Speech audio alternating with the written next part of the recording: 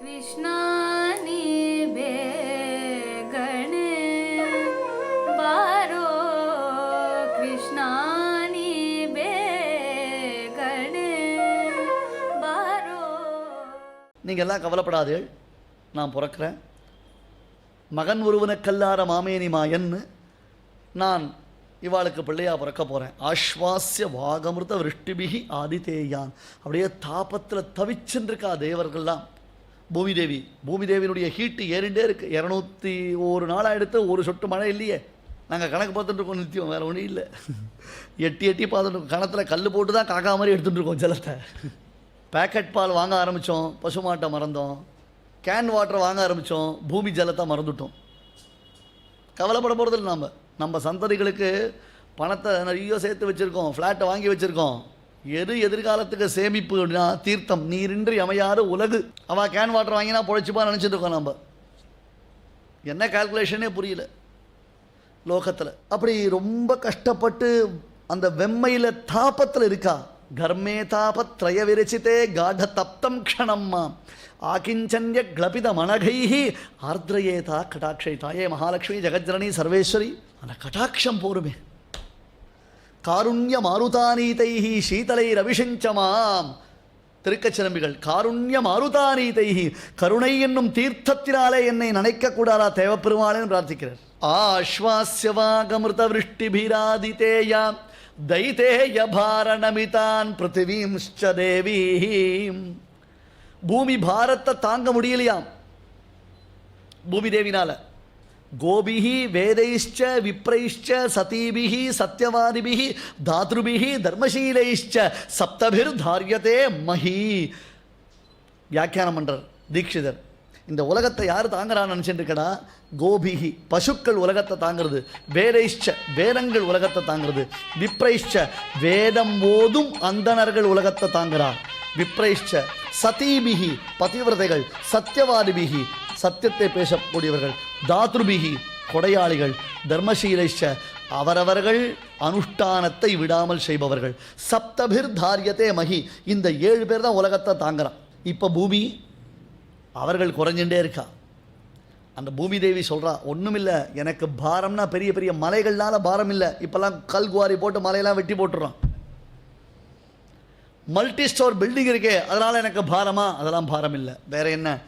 கர்மாவை விட்டவன் ஒருவன் இருந்தானேயானால் அந்த கர்மாவை விட்டவனின் பாபத்தின் பாரத்தை என்னால் தாங்க முடியவில்லை அப்படின்றான். இப்படி தைதேய பாரணமிதாம் பிருத்திவீம்ச்ச தேவீம் பிராதுர்புபூஷுரனகோ வசுதேவ பத்ரியாம் பிராதுர்புபூஷுரனகோ வசுதேவ பத்ரியாம் அஜாயமானோ பகுதா விஜாயத்தை. ஸ்ருத்தியர்த்தம் காண்பிக்கிறார் 2-3 இடத்துல. அதுவும் பிராட்டி ருக்மிணி பிராட்டியை வர்ணிக்கிறார் சுவாமி தேசிகன். அப்படியே அந்த ஸ்ருதியில் சொல்லக்கூடிய அர்த்த விசேஷங்களை காண்பார். பிராட்டியை வர்ணிக்கிறது இருக்கே அழகு, அவ்வளோ அழகு. அதே மாதிரி சீதா அந்த ருக்மிணி பிராட்டி அவள் ஊருக்கு வெளியில் இருக்கிற ஒரு கோவிலுக்கு போய் சேவிச்சாலே அந்த கோவில் என்ன கோவில், எப்படி போனாள், என்ன மாதிரி போனாள்ன்றதை சொல்லச்சே உபேந்திரன் பெருமாள்னு சொன்னால் அந்த உபேந்திரனுடையதான தமையன் இந்திரனுடைய மனைவி இந்திராணி, அந்த இந்திராணியை போய் சேவிக்கிறதுல ஓர்படியை போய் பார்த்துட்டு வரதுல என்ன தப்புன்ட்டு தேசிகன். ஹரிவம்சத்தில் அதை பற்றி விசாரங்கள்லாம் பண்ணுறார். ஹரிவம்சத்தில் அழகான விஷயங்கள் சொல்கிறார். அந்த மாதிரி தேசிகன் இங்கே பிராதுர்புபூஷு ரணகா வசுதேவ பத்ரியாம் ரசிச்சுட்டே இருக்கலாம், ஆனந்தப்பட்டுட்டே இருக்கலாம். அந்த வார்த்தையே பிராதுர்புபூஷு ரணகோ வசுதேவ பத்ரியாம். யார் பிறக்கிறதுக்கு ஆசைப்படுறா? நாமெல்லாம் ஆசைப்பட்டா பிறக்க முடியுமா? இல்லை பிறந்து ஆசைப்பட்டா தான் நடக்கிறதா? இல்லை நாம் பிறந்ததுக்கு மற்றவ தான் ஆசைப்படுறாளா? எந்த வழி போனாலும் நமக்கு முட்டுறது. மகன் ஒருவனுக்கு அல்லாத மாமேனி மாயன் சுவாமி நம்ரஸ்ய நமதா க்ஷுத்ரான் வரஸ்ய வரதார்த்தினா அப்படின்னார் கீழே ஸ்லோகத்தில். தேவர்களுடைய ஸ்லோகத்தில் நீ பாரு, திருவாய்ப்பாடிக்கும் நித்திய விபூதிக்கு என்ன ஒரு வித்தியாசம்னு கேட்டார் ஒருத்தர். திருவாய்ப்பாடிக்கும் நித்திய விபூதிக்கு என்ன வித்தியாசம்னார்? பரமபதத்தில் இது கும்பிடப்படும், திருவாய்ப்பாடியில் இது கும்பிடும். ஏன் பெருமாளையே அஞ்சலி அஸ்தத்தோடு சேவிக்கலாம் தெரியுமோ இல்லையோ? அழுகையும் அஞ்சு நோக்கும் மண்ணோக்கும் தொழுகையும் இவை கண்ட அசோரை தொல்லை இன்பத்தின் இறுதி கண்டாளே. வெங்கடாச்சல மகாத்மியத்தில் கஷ்டித் தெய்வம் பூஜையதி கஷ்டித் தெய்வேன பூஜ்யதேனர். சில பேர் தெய்வத்தை பூஜிக்கிறா, சில பேர் தெய்வத்தினால பூஜிக்கப்படுறான். ஒரு பெரிய கேள்வி வரும், ராமலிங்கத்தை பிரதிஷ்டை பண்ணது யாரு?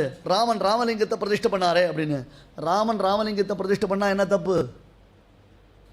ஏன் தசரதரை சேவிக்கலாம், கௌசல்யா தேவியை சேவிக்கலாம், அகஸ்தியருடைய ஆசிரமத்தில் அங்கே போய் எல்லாரையும் சேவிக்கலாம். ராமன் பரமேஸ்வரனை சேவிச்சுட்டா என்ன தப்பு? விஷயத்தை என்ன புரிஞ்சுக்கணும், அதுக்கு சொல்லக்கூடிய ரீசன் வேணா தப்பா இருக்கலாமே தவிர்த்து அவதாரங்கள்ல அபிநயங்கள்ல கஷ்டித் தெய்வம் பூஜையத்தை கஷ்டித் தெய்வேன பூஜை. சுவாமி தேசிகன் சாய்க்கிறார், ஏண்டாப்பா நீ யார் உன்னை சேவிக்க வேண்டியவா காலில் விழுந்து நீ சேவிக்கிற, நீ யாருக்கெல்லாம் அனுக்கிரகம் பண்ணணுமோ அப்பேற்பட்ட நீ அவளுடைய அனுக்கிரகத்தை பிரார்த்திக்கிற. இன்னொன்று என்ன விசேஷம், நீ எல்லாருக்கும் வரம் கொடுத்து அனுகிரகம் பண்ணியிருக்க, ஆனால் அவகிட்ட வரம் யாச்சிக்கிற. கைலாச யாத்திரையில் பரமேஸ்வரன் கிட்ட போய் எனக்கு குழந்தை வேணும்னு பெருமாள் பிரார்த்திக்கிறார். வரதஸ்ய வரார்த்தினா, என்னையா நீ அப்புறம் நீதான் அவளுக்கு வரம் கொடுத்துருக்க. என்ன வரம் கொடுத்துருக்க? உனக்கு அவர்கள் வரம் கொடுக்கும்படியான வரத்தை நீ அளித்திருக்கிறாய். ஆனால் லோக விடம்பனம், லோகம் பார்க்கச்சே என்ன பண்றது? பிரமிச்சு போயிடுறது. ஆஹா பத்தியா அவன் பத்தியா அப்படின்னு. நீ யாரு? மத்தியே விரிஞ்சி சிவயோகோ விஹிதாவதாரா கியாதோசி தத் சமதயா ததினம் ந சித்திரம் மாயாவசேன மகராதி ஷரீரினம் துவாம் தானேவ பஷ்யதி கரீஷ யதேஷ லோகா. பிரபோ தேவதேவா, கவுண்டிங்ல நீ வரவே கூடாது. அனுமார் ராவணன் கிட்ட சொல்லச்சே, பிரம்மா ஸ்வயம்பூ சதுரானனோவா ருத்ர ஸ்ரீநேத்திர ஸ்திரிபுராந்தகோவா இந்திரோ மகேந்திர சுரநாயகோவா, இப்படிதான் சொன்னாரே தவிர்த்து இங்கே ஏதோ விஷ்ணு சொன்னாரோ சப்ரம்மா சசிவசேந்திர சோக்ஷர பரமஸ்வராட் அப்படிதானே வேற வாக்கியம் இருக்கு.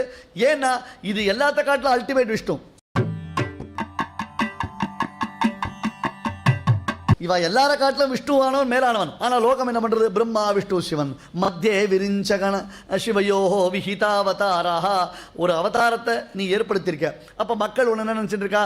மும்மூர்த்திகளுக்குள்ள ஒன்று ஆத்மைக்கம் தேவதைக்கம் திரிகசமதிகதா துல்லியதைக்கம் திரையாணாம் அந்யத்ரைஸ்வர்ய வித்யா ஜனிபுண பணிதீஹி ஆத்ரியந்தேன சந்தா திரையந்தை ரேககண்டை ஸ்ததர்குணமுணவியாச முக்தியோக்தி மிஸ்ர ஸ்ரீமான் நாராயணோப்பதி ரகலிதர் முக்திரா முக்தபோக்யா பரதேவதா பரமார்த்தியாதிகாரம். என்ன ஸ்லோகம் சுவாமி! எப்பேர் ஆத்மைக்கம் தேவதைக்கம் திரிகசமதிகதா துல்லியதைக்கம் திரையான. என்னையா ஆளாளுக்கு ஒன்று ஷாபூத்திரி போட்டு உட்காந்துருக்கீங்க, வாய முடுங்கொண்டார் தேசிகன். யார்கிட்ட வந்து என்ன ஷாபூத்திரி போடுறது? ஆமா இந்த லோகம். ஏன்னா மாயாவசேன மகராதி சரீரினம் துவா மீனா யாமையாய் கேழலாய் குரலாய் பெருமாள் அவதாரம் பண்ணா பெருமாளை மீனா தான் பார்க்கறது. பன்றியாய் என்று பாரகம் கிண்ட பின்னான்னா பெருமாளை வராகமா தான் பார்க்கறது. என்ன விசித்திரம்! இதுல நடுவுல ஒன்ன பார்க்கறதுல பெரிய விஷயம் இல்லை. பிரம்மா விஷ்ணு சிவன்ல இது என்ன பெரிய வித்தியாசம் சுவாமி தேசிகன். எதுக்காக அப்படி கேட்டா, திரிவேதி அவன் 3 யாகத்துக்கு நடுவில் அவதாரம் பண்ணினவன். இப்படி தான் யாருக்கெல்லாம் வரம் கொடுத்துருக்கானோ அவள்கிட்ட இவன் வரம் வாங்குறான். யாரெல்லாம் இவனை சேவிப்பாளோ அப்பேற்பட்டவாளை இவன் சேவிக்கிறான். யோசிச்சு பாருங்க. அது அது அது தத்தாதிருஷம் நாட்டி தகம் தத்தான தேசியனுடைய பிரயோகம். தத்தாதிருஷம் நாட்டி தகம் ததான் என அந்த மாதிரி ஒரு ட்ரமடைஸ் பண்றான் பெருமாள். அந்த மாதிரி ஒரு ட்ரமடைஸ் பண்றான். ஷைலூஷவத் விவித வேஷ பரிகிரகந்த்வா. ஷைலூஷவத் நல்ல ஒரு தேர்ந்த நடிகன் பலவிதமான மேக்கப் நடிக்கிற மாதிரி எல்லாரையும் நீ ஏமாத்துற. அப்படி வந்தார். பிராதுர்புபூஷுரனகா வசுதேவ பத்ரியாம். பிறக்கிறதுக்கு நாமெல்லாம் ஏன் பிறந்தோன்னு யோசிச்சுட்டு இருக்கோம். பிறப்பற்றவன் அஜாயமானன் அப்பேற்பட்டவன் தான் பிறப்பதற்கு காத்து கொண்டிருக்கிறான். பிராதுர்புபூஷுரனகோ வசுதேவ பத்ரியாம் பத்மாபதிஹி பிரணிததே சமயம் தயாயா. தனக்கு அவதாரம் செய்வதற்கு உரியதான ஒரு காலத்தை எதிர்பார்த்து பெருமாள் காத்திருந்த தேவகியினுடைய கர்ப்பத்துக்குள்ள நுழைஞ்சுட்டார். இப்போ தேவகியினுடைய கர்ப்பம் வளர்றது எப்படி இருக்கு அப்படின்னு கேட்டா, இவளை பார்த்து கம்ச பிரபதிகள்லாம் மனசு அப்படியே கலங்கினா. உள்ள பெருமாள் இருக்கான், அந்த ஒரு காம்பீரியம் இருக்கு. ஆஹா, இந்த நம்மளை கொல்லக்கூடியதான குழந்தை பிறக்க போறதுன்னு சொன்னாலே அது இதுதான் போல இருக்கு. இத்தனை நாள் நான் வந்தாலே பயந்தாய்வோ தேவகி, இப்போ அனாயாசமாக இருக்கா, அசால்ட்டாக உட்காந்துருக்கா. ரக்ஷாவிதோ ராட்சசதானவானாம் காராகிருஹே கம்சநியோக பாஜாம் சம்பஷ்யமானா சகிருதீக்ஷிதாவா சம்க்ஷோபயாமாச மனாம்சி சைஷா. பார்க்கடல் போன்று தெளிந்து இருந்ததான தேவகி கம்சன் முதலானவர்களுடைய மனக்கடலை கலக்கினாள். அவன் மனசை அப்படி கலக்கினான். அப்போ கர்ப்பவதி அந்த கர்ப்பிணிக்கு உண்டுதான சில சின்னங்கள் உண்டோ இல்லையோ, மண் சாப்பிடுவாளாம் கர்ப்பிணிகள்லாம். மண் நல்லா இருக்கும், அவளுக்கு ரொம்ப பிடிக்கும் போல இருக்கு. இவள் மண் சாப்பிட்டா என்னடான்னார், ஏன்பா வயத்துக்குள்ளே வச்சுட்டுருக்கான் யார், பகவானை. இந்த பெருமாள் என்ன பண்ணா, ஒரு காலத்தில் மஞ்சாடும் வரையேழும் கடல்களேழும் ஏழுமா மலைகளும் விசும்பும் எஞ்சாமல் வயிற்றடக்கி ஓர் இளந்தளிரில் கண் வளர்ந்த எம் ஈசன். எல்லாத்துக்கும் தனித்தனியாக டப்பர் வேறு மூடி போட்டான் போல இருக்கு. ஏன்னா பழைய அஞ்சரை போட்டினா 4 தடவை எடுத்து குளிக்கணும்னா எல்லாம் ஒன்றா கலந்துரும். உளுத்தம் பருப்பு கடலைப்பருப்பும் கூடவே கடுகு சேர்ந்து மிக்சிங்கில் இருக்கும் நமக்கு. இந்த வீட்டில் எது வச்சாலும் மாறி போயிடுது. யாருமா அங்கே வந்து சண்டை போட போகிறான் அவங்ககிட்ட, நீ தான் எடுத்து குளுக்குற பாட்டிப்பாரு. ஆனால் அது ஒரு தோஷம். இப்போ தனித்தனியாக டப்பர் வேரில் போட்டோன்னா எஞ்சாமல் வயிற்றடைக்கி, அதுக்கு ஒரு ஃபோல்டர் போடணும் இல்லையோ, ஃபோல்டர் கச்சிதமாக ஒரு ஃபோல்டர் நேம் போட்டோன்னா அதுக்குள்ளே டாக்குமெண்ட்லாம் சேவ் ஆகிடும். எல்லாம் டெஸ்க்டாப்பில் மட்டும் இருக்கும். எங்கே எஞ்சாமல் வயிற்றடக்கி என்ன பண்ணான் பெருமாள், ஆல் இன் எல்லாத்தையும் வயிற்றுக்குள்ளே போட்டான். அவன் என்ன பண்ணான், இலையாய். அப்போ ஆல் இன் இலையாய், எல்லாவற்றையும் வயிற்றுக்குள்ளே வைத்திருப்பவன் இப்போ அதுக்கு மேலே குட்டி உண்டு ஒரு ஆளிலே வந்து படுத்துட்டான். அகடித்த கடனா சாமர்த்தியம் இல்லையா. அப்போ மண்ணை ஒரு காலத்தில் மொத்தத்தையும் சம்ஹாரத்தில் வாயில் போட்டுட்டவனோ இல்லையோ, அப்பேற்பட்டதான அந்த பூமியை தன் வயிற்றில் வைத்து ரட்சித்தவனான எம்பெருமான் தன் வயிற்றில் அமர்ந்திருப்பதினாலே தேவகி பிராட்டி அதிகமான மண்ணை உண்டாள். தயிர் வெண்ணெய் தாரணியோடு உண்டான்னர் சுவாமி தேசிகன். உயிரும் ஒன்றாக ஓங்கி தயிர் வெண்ணெய் தாரணியோடு உண்டான். வெறும் தயிரை சாப்பிட்டா அது டேஸ்ட் ஒரு மாதிரி இருக்கும், மண்ணை தொட்டு சாப்பிட்டா அது டேஸ்ட் டிஃப்ரெண்ட்டாக இருக்கும். தயிர் வெண்ணெய் தாரணியோடு உண்டான். தயிரையை வெண்ணெயை பெருவான் அப்படின்னா மண்ணில் தோச்சு சாப்பிடுவான். இப்போ நாம் வாங்குகிற தயிர் வெண்ணெய்லாம் மண் மாதிரி தான் இருக்குது. அதை தனியாக தோச்சு சாப்பிட வேண்டாம். உள்ளுக்குள்ளே இருக்கிறவன் எம்பெருமான் என்பதை புலப்படுத்தினான். புக்தா புரா ஏன வசுந்தராசா சவிஸ்வபோக்தா மம கர்ப்பபூதா இதி த்ருவம் சூச்சனமாஸ்ரயந்தி ஆச்சரந்தி தத்தாத்ருஷம் நாட்டிதகம் தத்தான.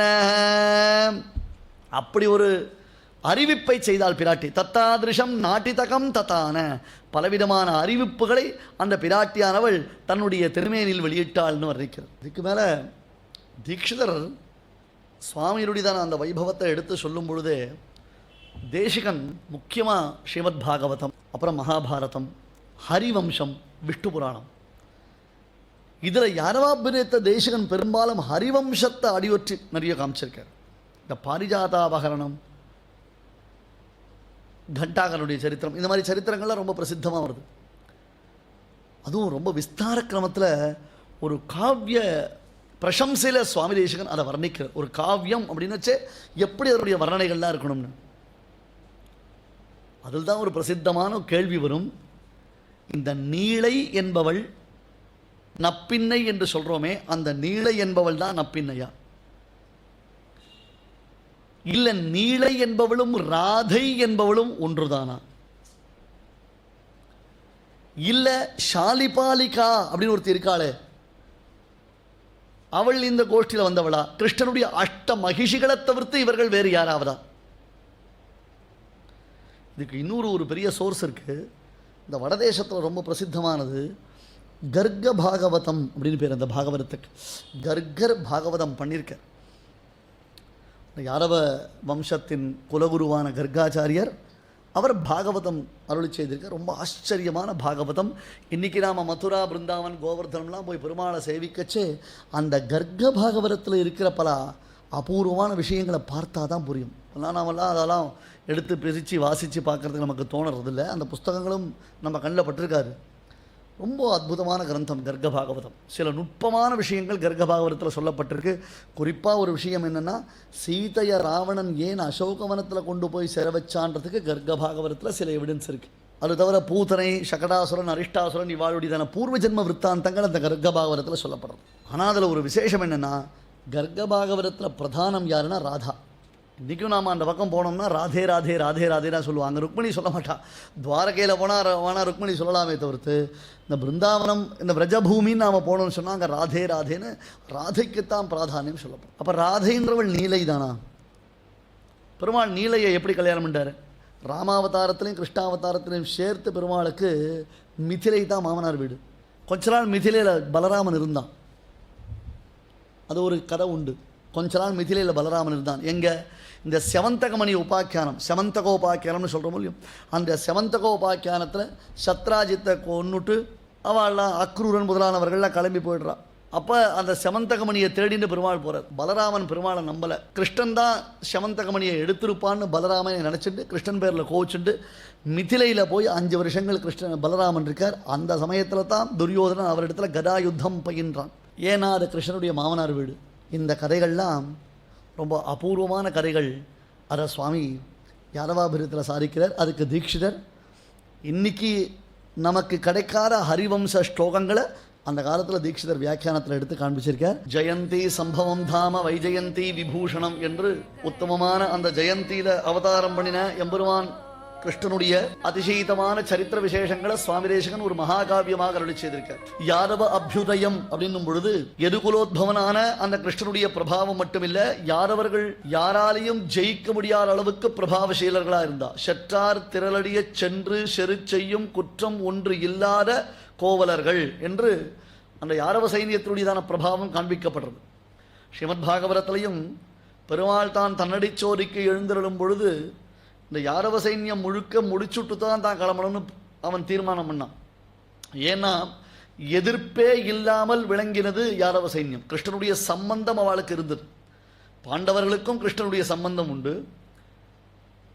யாதவர்களுக்கும் உண்டு. கிருஷ்ணாஸ்ரயாக கிருஷ்ணபலாக கிருஷ்ணநாதாச்ச பாண்டவாகனர். எல்லாத்துக்கும் அவளுக்கு கண்ணன் தான் பாண்டவர்களுக்கு. சயேவ பிருத்துதீர்காட்சா சம்பந்தீதே ஜனார்தனஹானர் மார்க்கண்டேயர் வனபர்வால வரைச்சு. யார் தெரியுமா? கூடவே ஒருத்தன் உட்கார்ந்து இருக்கானே, விருஷ்டி வம்ச பிரதீபகான்னு. பிருத்துதீர்காட்சா சம்பந்தீதே ஜனார்தனஹா, உங்களுக்கு எல்லா விதத்திலையும் சம்பந்தியாக இருக்கக்கூடியவன், சம்பந்தத்தை உடையவன். அப்பேற்பட்ட கிருஷ்ணனிடத்தில் போய் சரணாகதி பண்ணுங்கன்னு அவர் சொன்ன பிறகுத்தான் திரௌபத்யா சகிதா சர்வே நமஸ்சக்ரு ஜனார்தனம்னு எல்லாரும் போய் பாண்டவர்கள் பகவானிடத்தில் சரணாகதி பண்ணுறா. ஆனால் யாதவர்கள் அப்படி கிடையாது. யாதவர்களுக்கு கிருஷ்ணன் இருக்கிறதுனால கர்வம் அதிகமாகிடுது. பாகவதத்திலேயே நாம் பல இடங்களில் பார்க்கிறோம். என்னன்னா இந்த கோபிகா கீதம்ன்றது அவதாரம் பண்ணதுக்கு காரணமே கர்வோத்கர்ஷம் தான். அவளுக்கு ஏற்பட்ட கர்வம், அதன் பிறகு கிருஷ்ணன் கர்வ பங்கம் பண்ணினான். பெருமாளிடத்தில் நாம் கூட இருக்கோம்னா அதை ரசிக்கணும், அனுபவிக்கணும், ஆனந்தப்படணுமே தவிர்த்து அந்த இடத்துல கர்வம் தலை தூக்கக்கூடாது. அது கொஞ்சம் தலை தூக்கித்த அவளுக்கு. எப்பொழுதும் கிருஷ்ணன் எங்களை விட்டு பிரியாமல் இருப்பானே என்பதான ஒரு பாவம் ஏற்பட்டது. அப்போதான் பெருமாள் தான் அந்தர்த்தியானம் ஆயினார்.